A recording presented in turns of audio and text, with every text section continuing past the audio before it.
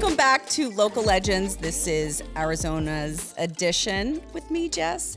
And I am super excited, but kind of nervous, but that's okay. Okay. Perfect. I'm good. Okay. I have the iconic, I probably named this podcast after you because you are a local legend, Mr. Gonzo. I appreciate that. I just, for the people that know me, I'm pretty much try to be a normal person everywhere that I go.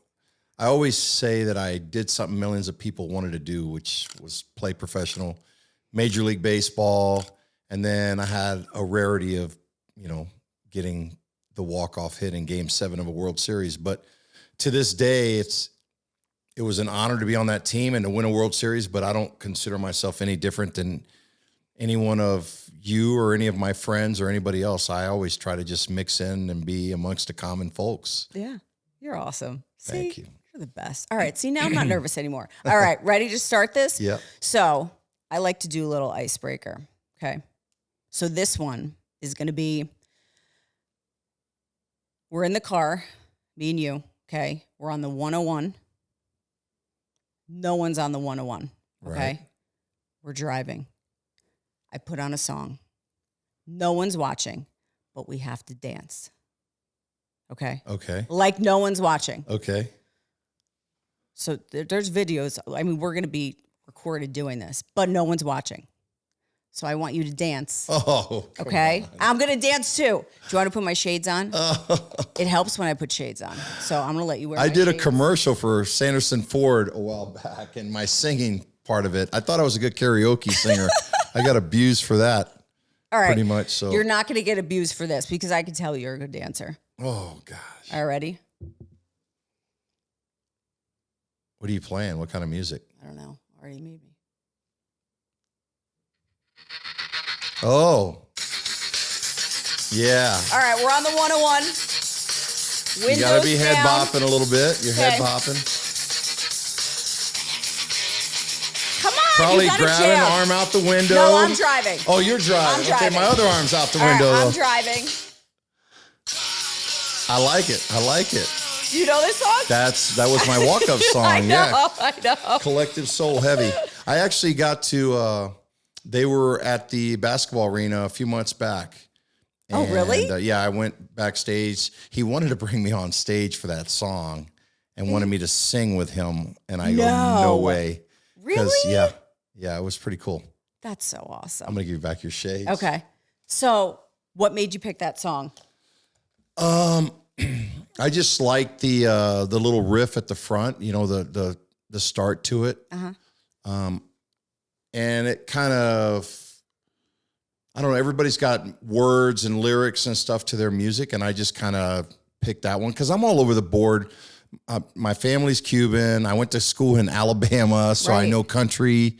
So my genres are all over the place. So I just kind of picked that one and went with it, and it stuck with me for a long time here with the Diamondbacks. Yeah. Do you still listen to it? Do you listen to Collective Soul? Every now and then, whenever it pops up, I love Collective Soul, yeah. But every now and then it'll pop up on the radio or something like this will come up, and it brings back a lot of great memories. Yeah, I love it. Okay. So I'm going to kind of just go through like just your whole like rap. And I'm like so impressed, by the way. Because I obviously have known you through friends, but preparing to speak with you, I Googled you, ChatGPT'd you, and I was like, holy shit, he really is a badass. Like you're a badass. So I'm just going to go through a few things. Let me know if you remember this. So you've been 19 seasons, MLB, right? Career. Started in 1990? 1990, right? Yep. Okay. Best known for obviously the Arizona Diamondbacks from 99 to 2006, right? 5-time All-Star and 2001 World Series champ. Hit game-winning walk-off single, Game 7. Now let me go to there real quick. So Game 7, okay, in 2001, pitcher was? Mariano Rivera. Okay, so fun fact, I was dating him at the time, and I was actually at the game. You were dating Mariano Rivera? Yes. No, I was just joking. Oh, I was like, what? Your face, that was actually really wait, good. what? You're like, really?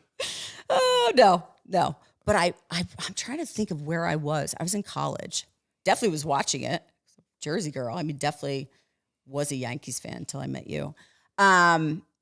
Okay. Recorded 57 home runs in 2001, a career high and franchise record. Retired with 2,591 hits, 354 home runs, and 1,439 RBIs. Jersey number 20 was retired by the D-backs. Did that feel cool? Yeah, it was awesome.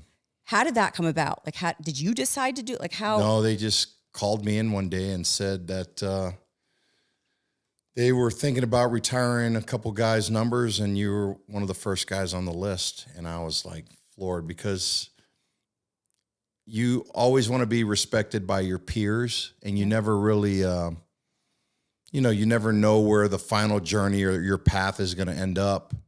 And it was just a perfect fit when they said that they were going to retire my number here, because this is when I came here in '99. I never wanted to leave. Obviously, I played for 2 other teams after I left the Diamondbacks, but I came back here because this is home for me now. Yeah. I grew up in Florida, but I love warm weather.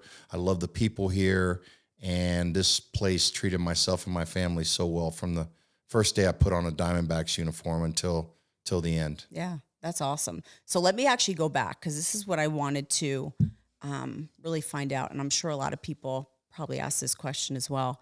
So growing up in Florida, is that where you grew up? You were born in Florida? Tampa, Florida. Tampa, yep. Florida. What was baseball to you growing up? Oh my gosh, baseball was the mega sport in our area.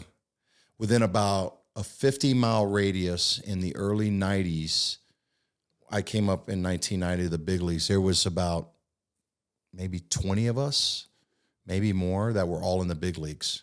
And I'm talking about legitimate big league players like Wade Boggs, Dwight Gooden, Gary Sheffield, Tino Martinez, myself, Fred McGriff, Derek Bell. There was a ton of us, Dave Magadan, Steve Garvey.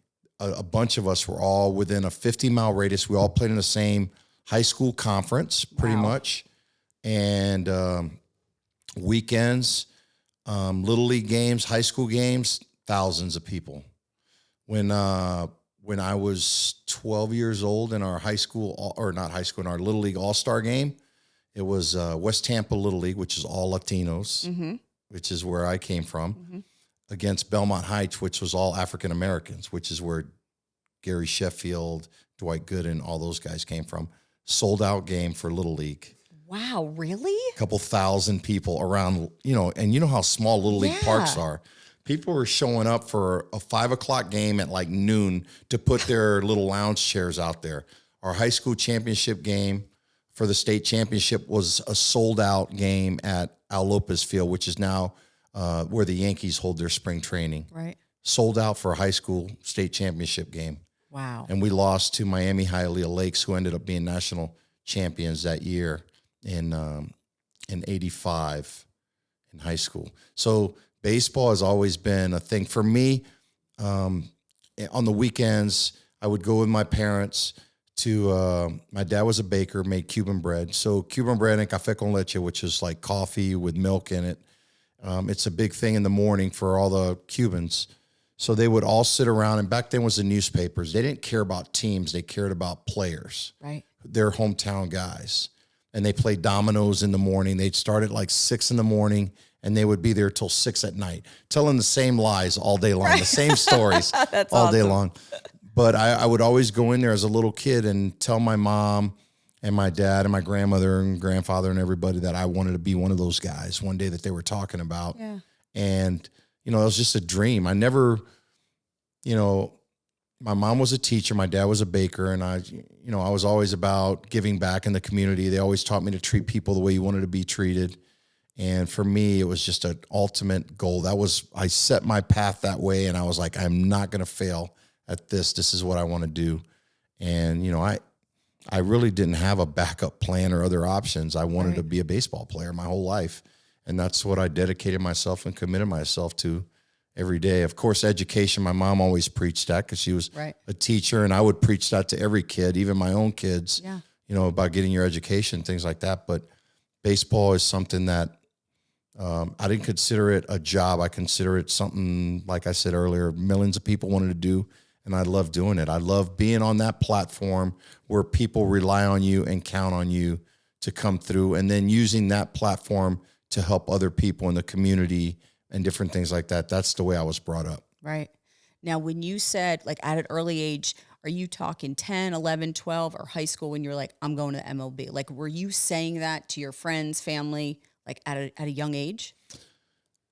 Well, my dream was, watching the older guys do what they did, in Little League when I was, 9, 10. After my game was over, my parents would take me over to the 14, 15-year-old guys and watch them play. And there was 2 good hitters over there, which one was Fred McGriff, who's a Hall of Famer, and the other one was Dave Magadan, who I ended up being teammates with in Chicago. And then he coached in the big leagues for a long time and played in the major leagues for a long time. So they were left-handed hitters. I was a left-handed hitter. So they would always say, watch those 2 guys. They're going to be good players. And of course they were. They ended up going on to have great careers.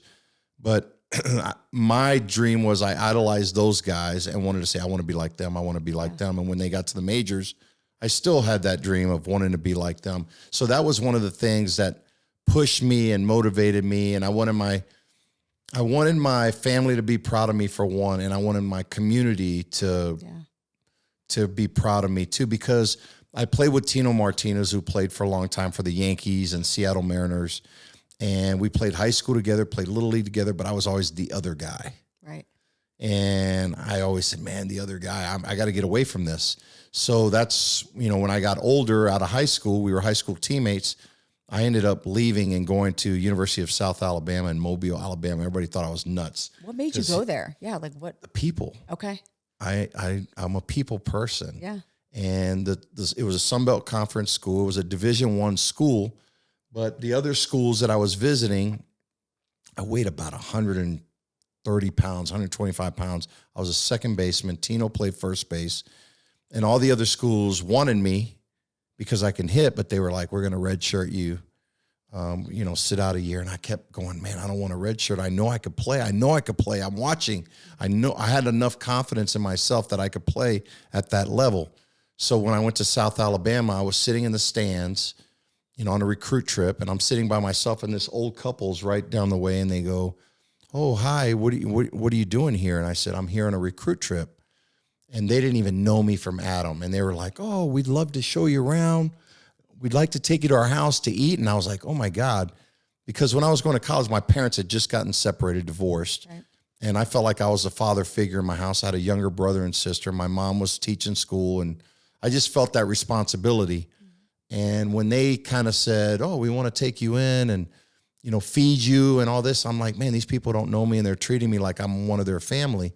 So that taught me a lot. And I went home and I told my mom, I said, I should stay home. And my mom's like, no, you have to leave. Follow your path. Do what you have to do. We're going to be fine here. And that was a big thing. Latin people are very prideful, and I didn't want to let my family down by leaving. And I felt like I was abandoning my mom and my brother and sister, but they're like, we're going to be fine. Go ahead, do what you got to do. Everything's going to be great. So that was all I needed, was just that affirmation of saying, go ahead and go for it. Yeah. And when I called the coach, I said, Coach, all I want is just you telling me that you'll give me an opportunity to make this team, not telling me you're going to redshirt me right out of the gates. If you tell me I have a chance to play or to make the team, I'm going to sign tomorrow or right now. And he says, I can't promise you a starting position or anything like that. I said, I don't need that. I know in my own abilities that if I get that opportunity, I'm going to take full advantage of it. And I know I can do it. Yeah. And he said, no problem. And I went in, I worked hard that whole off season, went into to fall baseball as a freshman. I was their top recruit coming in because I was out of Florida. I played in, big conference down there. But when people saw me, I was like, my roommate thought I was going to be this dark-skinned Dominican-looking guy. Yeah. And because he was from Pennsylvania, Lidditz, Pennsylvania, Tim Becker. Mm-hmm. And I walked in, said my name, and everybody looked. They go, this guy's American. His name's Luis Gonzalez. Yeah. He's supposed to be a Latin guy with chains hanging out and all kinds of stuff. So I didn't fit the stereotype that everybody was expecting. And from day one, I was hitting right out of camp, and I ended up, coach called me in and said, hey, do you play first base? I said, absolutely. I played first base all the time. Yeah. Which I didn't, because Tino was the first baseman. Right. And I called home. I said, I need a first baseman. You got to send me a first baseman overnight. And I played for 3 years there. I started as a freshman, was a freshman All-American, and never missed a game. 3 years. Wow. Played every single game for 3 straight years and got drafted. That is awesome. My junior year. So I always try to tell kids, all you need is an opportunity and believe in your abilities, and everything's going to take care of itself. You just, everybody's always going to doubt you. And I always like the challenge. When somebody tells me I can't do something, unless it's something crazy where I would say, you're right, I'm not going to do that. Right. But if somebody says, oh, this guy can't do this, his abilities aren't going to do that, that always motivated me to prove them wrong. Right. So it's funny because, I'm sure, especially being out here, as you see, Arizona, it's just, there's so many club teams and kids have to pick really their sport at such an early age. When you were growing up, was it like that? Like, were you baseball all year round? I was baseball all year round. Really? The weather was so nice, that's what it was. Florida, yeah. And it's weird because when I got here, I probably wasn't the most liked guy on club teams because, my son was playing, our friends' kids were all playing. Right. But I was still, I just retired. I was playing still to win. I wanted you, if you were a parent and you were bringing your kid to me to coach him, I wanted to coach him, number one, like he was a pro. I don't care if he was 8, 9, 10, 11. The discipline that you learn as a little kid is going to carry you through as an adult, and the lessons that you learn. So I was very competitive. And for one, I didn't like to lose. And, it's a kid's game and it's fun. And I know I'm going to get criticized for saying that I wanted to win all the time. But to me, that teaches a demeanor and an attitude that you have to have. If you look now in today's society, people are hiring former athletes, for one, because they have that mental skill, the discipline. They know how to prepare. Yeah. They know how to accept failure, how to make adjustments, different things like that. Military officers, first responders, people like that. That's who you want to work for, want to have on your team or to work with. Right. And I think a lot of companies are going that way now because they have that. It's a different mindset that you have to have. You don't accept like, okay, it's okay, I'll do it half-ass, it's going to be okay. Yeah. You want to do it right, and you want to push your kids to be like that too. And I think when I first was coaching, I got thrown out of a ton of games. Really? Yeah, because I argued with umpires all the time. That's not right, and things like that. And sometimes, parents would yell at me from the other team. But I was trying to teach discipline, and I wanted the parents that were on our kids' team, my brother and I's team at the time, to know that once they walk through that gate, they're our kids. Yeah. I'm going to treat him like he's my son. I'm going to fight tooth and nail for that kid because he's wearing our uniform, our color, and he's our guy. Right. So I didn't care if it was the worst player on the team or the best player. I was going to fight for anybody on that team. And like I said, I didn't rub a lot of people right. And I took a lot of rides home by myself when my wife and my son and them were like, oh my God, Dad's going crazy out there. Right. But that was just my mindset, the way I was brought up. Yeah. And the way, I was taught, if you failed, you're going to go out there and get it right and do it right. And I was trying to teach a little bit of that. And sometimes it cost me a lot of single rides home by myself. That's so funny. So how did you end up, like, I know you played for a few teams and you said you ended up coming back. Well, you played for Arizona. Right. Right. We got Game 7. We're not going to go on Game 7 yet because that's going to be my finale because that's my favorite part. But after the World Series, how many more seasons with the Diamondbacks? I retired in 2008 was my last year. I was 40 years old. I was playing on I was playing on a Florida Marlins team. I wanted to finish here with the Diamondbacks, but the general manager at the time just didn't feel like it was the right fit. Okay. I was upset. I was close to milestones. I was coming up to 600 doubles. I was on the all-time list, and I was like, oh my God, this would be awesome. Put the uniform on for the last time, ride out in the sunset wearing this uniform. But it was at the time, it wasn't a right opportunity for me. So I said, well, I told my agent, maybe if I could finish in either with Tampa, the Rays at the time, or with the Florida Marlins, close to my family, they can come see me play and things like that. So I ended up signing with the Florida Marlins. And it was rough. I mean, I was 40. I was playing with a bunch of 20-something-year-olds, young 20-year-old guys. The game had changed so much, because I was always brought up, be quiet, stay in your locker when I was a young player. And you learn from the older guys, the veteran guys. They'll take care of you, take you to dinner, buy you suits, and do all kinds of stuff. And then by the time the end of my career was coming, it was younger guys were getting paid more than the older guys. Lack of discipline, lack of respect, and it was killing me. It was eating me up inside. Players just throwing their uniform on the floor, laundry basket right there, not calling clubhouse kids by their names. I try to respect everybody. I don't care if you were the guy opening up the door or working the gate at the parking, one of our parking attendants, or any kind of popcorn guy in our ballpark. I wanted everybody to, when they saw me, I wanted them to feel like they were special and that I treated everybody the same. Yeah. Because the same people you pass on the way up are they're going to be the same people you pass on the way down. And then they don't forget. Yeah. And, I knew I wasn't going to play this game forever. So for me, it was, it was very difficult. It was a tough pill to swallow because I was 40. And at that time, at 40 years old, people think he's a dinosaur. He's too old to play. And I was still playing respectable out there. I still could have, if the DH was around, I probably could have played another, 3-4 more years because I was in great shape. I felt good out there and I worked hard, and I wanted the young kids on the team. I was the first guy in the clubhouse, last guy to leave.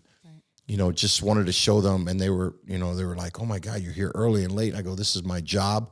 I love doing this. It's going to be taken away from me at one time or another. And it goes so fast. I played for 19 years, and the 19 years felt like it was a blur.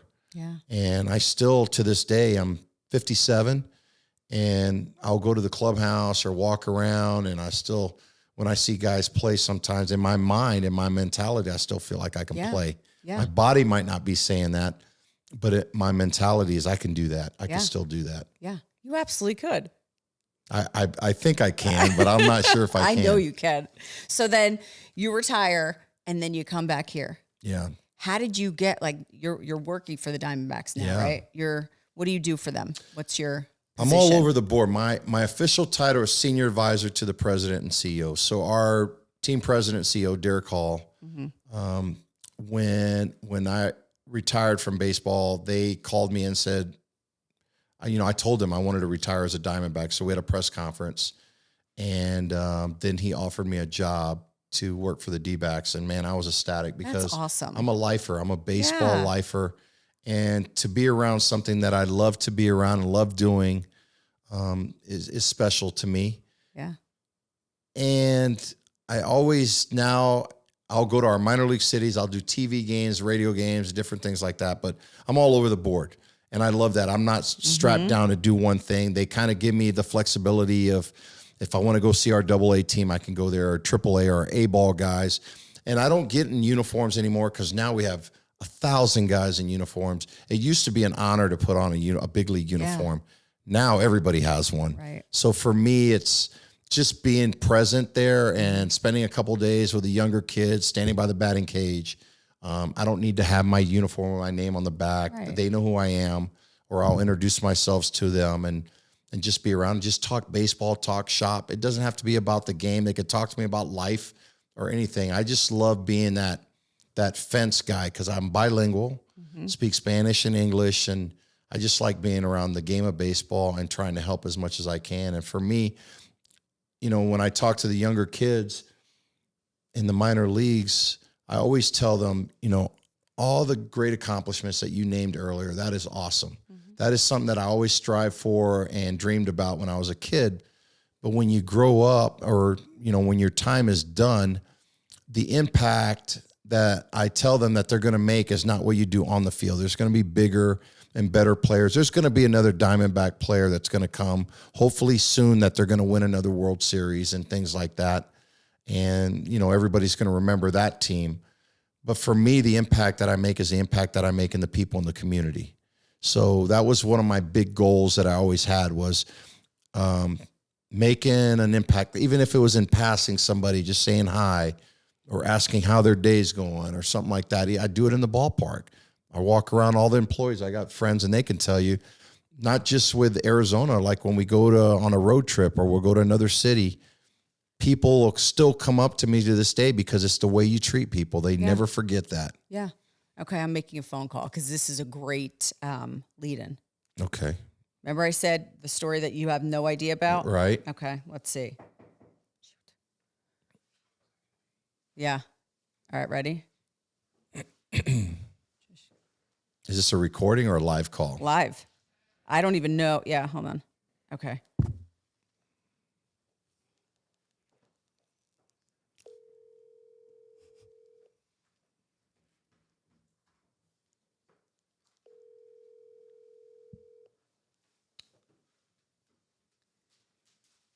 Just my luck they don't answer. I know. Come on.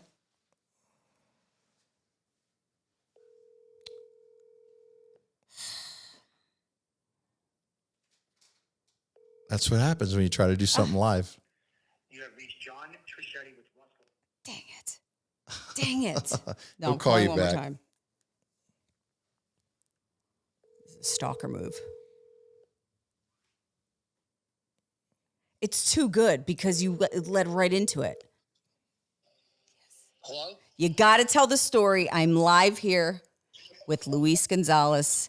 Can you tell him about your grandfather? Yeah, I'd be happy to tell the story. Okay. So my grandfather was actually a big Arizona Diamondback fan when they had the inauguration season in 1998. And I don't remember the exact time frame of when this happened. And he was there, and he wanted to get his ball signed by Randy Johnson, whenever Randy Johnson was there. And he kind of shunned my grandfather off. And then Luis Gonzalez came in running in from the outfield and signed his baseball for him. It was like, and talked to my grandfather for a few seconds or whatever it was. And then my grandfather was a huge Diamondback and Luis Gonzalez fan. Now, me, on the other hand, no offense to you, Luis, but when you beat my Yankees, I wasn't happy about that. But You're not the first. Thank you. It was all in good. It was all in good work, right? So, anyway, so when they won the World Series, he was really happy. So fast forward many years later, my grandfather was actually in the casino. He falls off the chair. He breaks his neck, and he's in the hospital. And basically, his dying wish was to see Luis.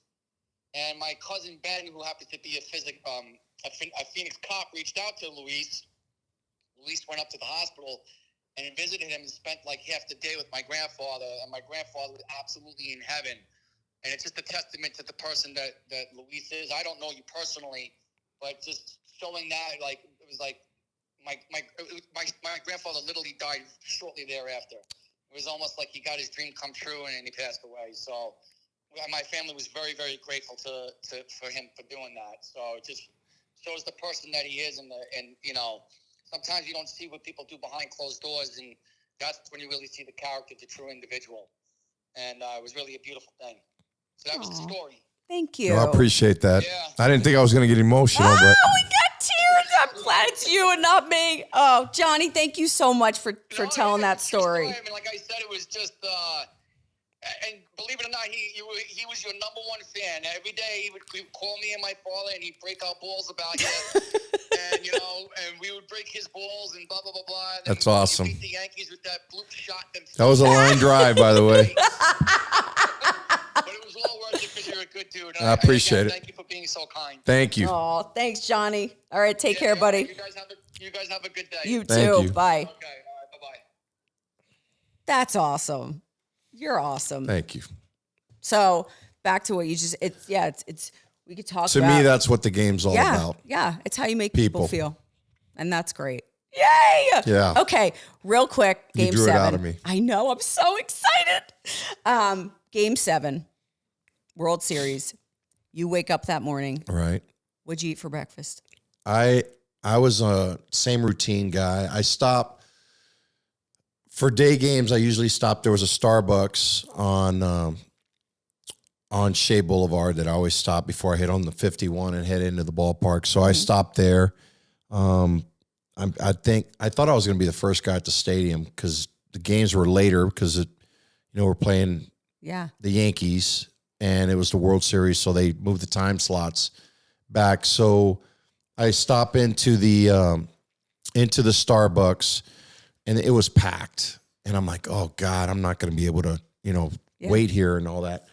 And I walked in, people were clapping. It was funny and then I was like looking around going, what's going on?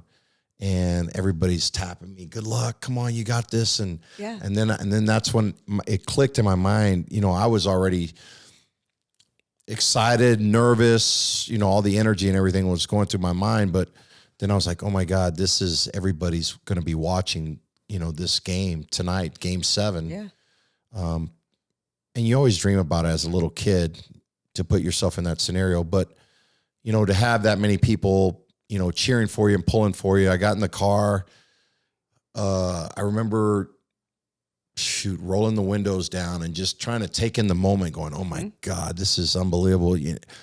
I played all these years, and to find yourself, one time in the World Series, there's so many great players that played the game and never even got a chance to get to a World Series.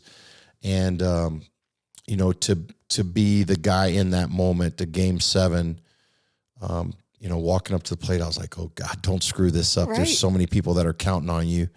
It was 9/11. There were so many dramatics to that World Series, all the big names that were playing in it. And for us, we were the oldest team in baseball at the time. The Yankees were going for their 4th consecutive world title. And, to find myself facing Mariano Rivera in game 7, bottom of the 9th, was something that I not dreamed about facing him. But, you play around in your backyard as a little kid with your buddies, and you always get, you get playing stick ball or wiffle ball, whatever it might be. You always go game 7, bottom of the 9th. Yep. And then to find yourself in that moment, you're like, holy shit, this is really happening to me. I was 30 years old, and, the little kid came out of me.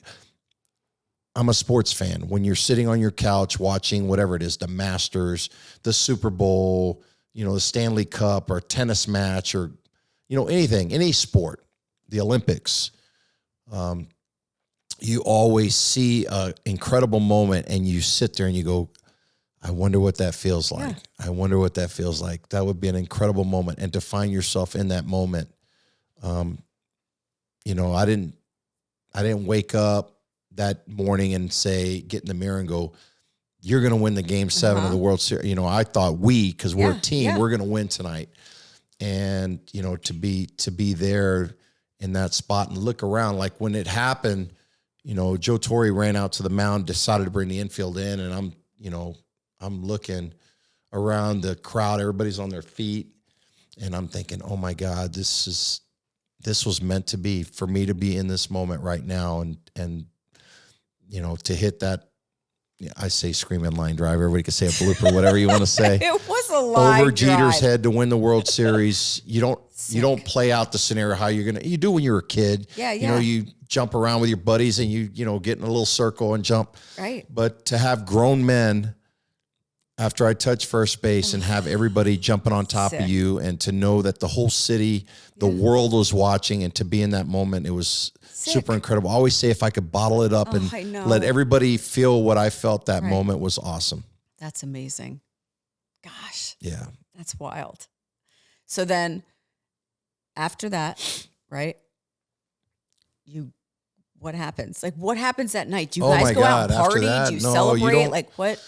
We tried to go. There was a little bar outside our stadium. It was a police lineup, tried to get us over there. It was too crowded. There was people everywhere. We stayed up as late as we could. I don't think I slept for like 2 days. It was crazy. I was just so excited watching the clips. It was on every highlight, everything. Everywhere you went, people were acknowledging you. everybody was happy. Yeah. So, and to be a part of that, even to this day, 01, what are we, 24 years later, 25 years coming up later, people still come up to me and say, oh, I know this gets old for you. I remember where I was at. It never gets old because that was a happy time for a lot of us. Yeah. And to be a part of somebody's special time or moment where they can remember exactly where they were, how old they were, whatever it is pretty unique. And to me, it's unbelievable. I always tell people when they go, man, you want us to that World Series? I always say we, because I was in the moment, but at the same time, I say we, meaning my teammates, and I always try to include the fans and people because we were family. We were one big, the state and everybody together. We all did it together, and they helped motivate us too. We were down 3 games to 2 when we got here, and Game 6 was unbelievable when we went out, walking out on the field. I remember being in the locker room, and a couple of the bat boys came in and said, guys, y'all need to go out there and see what this looks like, and to walk out of the dugout. Everybody's waving their white towels. It was pretty freaking phenomenal. That's so cool. At the time, are you married with kids? Mm-hmm. I was married. My kids were real little, so they didn't really remember much of it. But yeah, it was a lot. Yeah. And then shortly after that, I went with my wife. The New York fans are just different. You have Yankee fans are different. Well, now I'm a U fan now. Yeah, but I went with my wife to Vegas, and we're going down an escalator, and I still remember this like it was yesterday. And this little old lady, she had to be in her 80s. She kept looking back, and she looked at me a couple times and looked, and I was, my wife and I are going down the escalator, but she was in front of us, and I go, man, this lady, she keeps looking back at us, and she goes, are you a baseball player? And I go, yes. And she goes, are you Gonzalez? And I said, yeah. And she proceeded to just berate me right there on the, really? yeah, she dropped F-bombs on me and everything. It was pretty funny. I mean, it was in good nature. Yeah. But I told my wife, I go, this is how you know who true New York fans are. They love their teams and they're very passionate about it. Yep. And even now, every time I go into the city, the Mets fans love you. Yep. Because you knocked them off. Yep. Their pedestal at the time, but the Yankees fans, they still yell at me. I went back to do a couple games, and Paul O'Neill was doing the game in the booth next to me, and I was working, and we were out in the hall, and he goes, it's so hard not to want to punch you in the face after getting a hit like that. So that's awesome. I mean, of course he was kidding, but it was still, he's still so competitive of a guy. And that was the last game he ever played. Right. So, I love it. I love when you go into another city and you're the villain. Mm-hmm. But at the same time, when you beat them or do something, they respect you for it because you're not an ass about it. Right. I always tried to earn the respect of the fans, and I love having fun with the fans too during the game. Yep. At Yankee Stadium, at the old stadium, you'd be on deck or leading off a third, and they're, telling you about your mom and your sister and all this. They're giving you a hard time, and you're like, oh my God. But if you play around with them, they enjoy it. Yeah. If you're a hard ass back to them, then they're going to keep staying on you and stuff like that. So I try to have as much fun as I can playing the game. At the same time, I wanted to win. Right. I love it. Well, we're going to wrap this up. You brought out a lot of emotions in me today. I'm so happy that phone call. All right. One more thing for you.